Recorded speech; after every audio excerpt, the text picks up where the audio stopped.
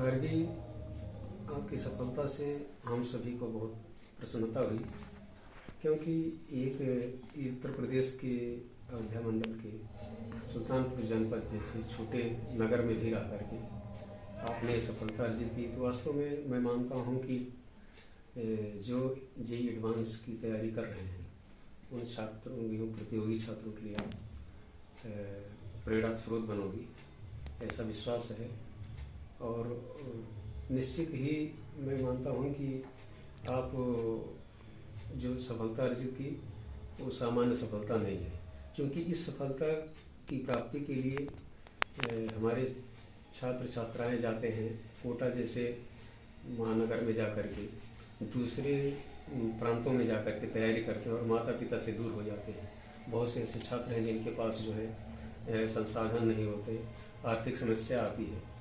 तो इस समस्या का समाधान आपने अपने स्तर से रह करके जो भी आपके समक्ष गुरुजन लोग, उसमें आपने आस्था विश्वास दिखाया और यहाँ रह करके आपने इस छोटे जनपद में सफलता अर्जित की।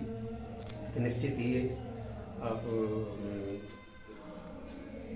इसके लिए मैं ये कहूँगा कि आप निश्चित ही आप सफलता अर्जित की, तो इसके लिए धन्यवाद क्या देना चाहूँगा। अभी और आपको मार्ग लंबा तय करना है और उसमें सभी गुरुजनों का और ईश्वर का आशीर्वाद सदैव आपको मिलता रहे, आपका मार्ग प्रशस्त हो।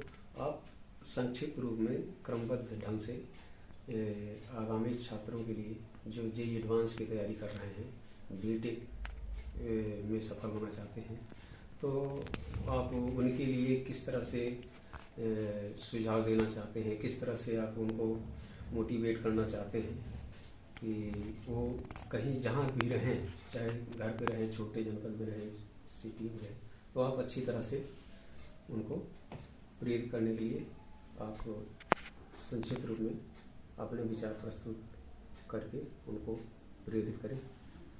प्रारंभ से आप अपनी शिक्षा और जो है क्या नाम गुरुजनों के बारे में बताना। तो मैं चाहूँगा कि आप अपने ढंग से आप सरलतम ढंग से सभी छात्रों को तैयार करने वाले प्रस्तुत करें।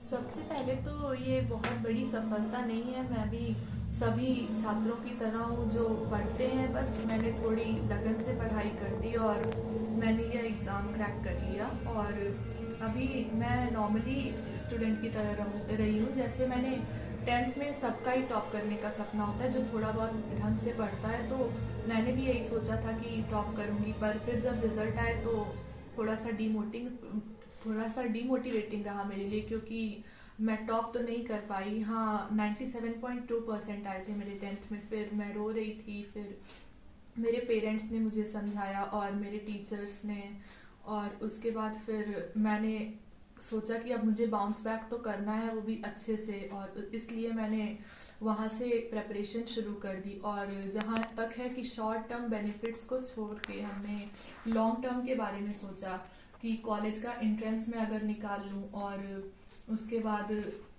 12th में अच्छे मार्क्स ले आऊँ तो ये बड़ी बात होगी। और जहाँ तक बात रहती है कि आपको अपने ऊपर विश्वास रहना चाहिए और आप जितना हार्ड वर्क कर सकते हैं, जहाँ तक आपका मतलब मैक्सिमा अचीव हो जाता है हार्ड वर्क का, वहाँ तक किया है तो आपको कोई भी गिल्टी फीलिंग नहीं रहेगी कि आपने ये नहीं कर पाई।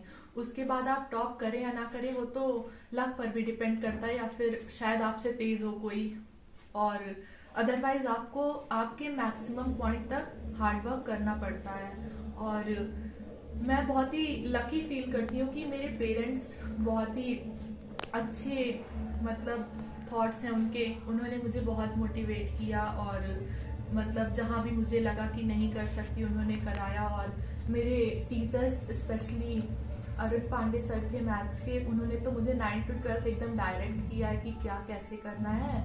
और उसके बाद अम्बरीश सर थे, उन्होंने मुझे फिजिक्स पढ़ाई थी 11th-12th में, प्रशांत सर से केमिस्ट्री मैंने पढ़ी थी। तो इन सारे टीचर्स का काफ़ी मेजर रोल रहा मेरे प्रिपरेशन में। जैसे 10th तक तो एक नॉर्मल स्टूडेंट की तरह मैंने भी पढ़ाई की है, पर 10th के बाद की जो पढ़ाई होती है उसमें आपको कोई प्रॉपर डायरेक्शन, खुद के अंदर जो होता है कि ये करना है, वो तो होना चाहिए। खुद का हार्ड वर्क, सेल्फ स्टडी सब मैटर करता है। प्लस कोई टीचर्स की जो रोल होना चाहिए वो मेरे टीचर्स में था। जैसे मैं कुछ गलत करूँ तो उन्होंने मुझे डांटा है और पापा से जैसे बता दिया कि आज इसने ये नहीं किया। या फिर मुझे याद है 11th में मैंने ऐसा किया था कि हाँ मैं पढ़ती थी घर आके, पर जैसे जो क्वेश्चन नहीं आया मैं बुक में सॉल्यूशन देख के फिर सॉल्व करती थी। तो मेरे टीचर्स ने मेरे पापा से बताया ऐसा और मुझे डांटा भी कि सॉल्यूशन पे मत जाया करो, या तो टीचर से पूछा करो, क्योंकि जो सॉल्यूशन मैं देख के करती हूँ वो टेम्परेरी दिमाग में रहता है। परमानेंट अचीवमेंट के लिए मुझे उसे लगातार टीचर से पूछना है, नोट्स बनानी है। तो उन्होंने मुझे गलतियों पर डांटा है, पेरेंट्स को बताया है, तो उनका रोल रहा। उसके बाद जहाँ तक बात आती है मेरी सेल्फ स्टडी की, तो मैंने घर पर आकर जैसे फिजिक्स, केमिस्ट्री, मैथ्स 3 सब्जेक्ट्स होते हैं, तो मैं स्कूल वर्क करती हूँ। और उसके बाद जैसे जो पढ़ो डीपली पढ़ो, ऐसा नहीं है कि गो थ्रू हो जाओ बस आउटर व्यू। उस चीज़ को जहाँ तक आप कर सकते हो वहाँ तक करो। तो मैंने फिजिक्स में भी HC वर्मा सॉल्व की थी, और मैथ्स में तो मैंने 9th to 12th RD Sharma solve की। फिर मेरे टीचर ने, अरुण सर ने मुझे कहा कि आपको सेंगेज सॉल्व करनी है, तो मैंने सेंगेज की 5 पार्ट सॉल्व की। और केमिस्ट्री में तो NCERT मैंने सॉल्व की थी, और एडवांस इलस्ट्रेशंस बाय आशीष अरोड़ा सर फिजिक्स के लिए, वो भी मैंने एडवांस के लिए सॉल्व की। बट जहाँ तक बात रहती है टीचर्स के डायरेक्ट करने की, तो मेरे टीचर्स ने मुझे बहुत ज़्यादा हेल्प की। अगर वो ना होते तो मैं शायद यहाँ तक ना पहुँच पाती। मैंने तो बस मेंस अच्छे परसेंटाइल लाने की सोची थी कि 99 आ जाएगी। एडवांस का मैंने नहीं सोचा था, पर इन टीचर्स की वजह से मैं एडवांस में भी डिटर्मिनेशन से लगी रही और क्रैक किया। हाँ मतलब इतनी अच्छी रैंक नहीं आ पाई कि टॉप 100 या 500 में आऊँ, बट एटलीस्ट मैं उन पीपल में हूँ जिन्होंने ये एग्ज़ाम क्रैक किया, जिसमें से 10 लाख एप्लीकेंट्स में से मैं 15,000 के अंडर में आ पाई। तो इसके लिए मैं अपने टीचर्स और पेरेंट्स सबको कहूँगी। और हाँ, सेल्फ डिटर्मिनेशन और डिसिप्लिन ये सब की रोल प्ले करते हैं हमारी प्रेपरेशन में। जैसे मैं घर आती थी तो अपने सबसे मेन वर्क होता है जो हमें टीचर्स ने पढ़ाया उसको घर पर पढ़ो, तो उसको घर पर रिवाइज करो। उन्होंने जो होमवर्क दिया उसको उसी दिन कंप्लीट करो विदाउट एनी बैकलॉग्स।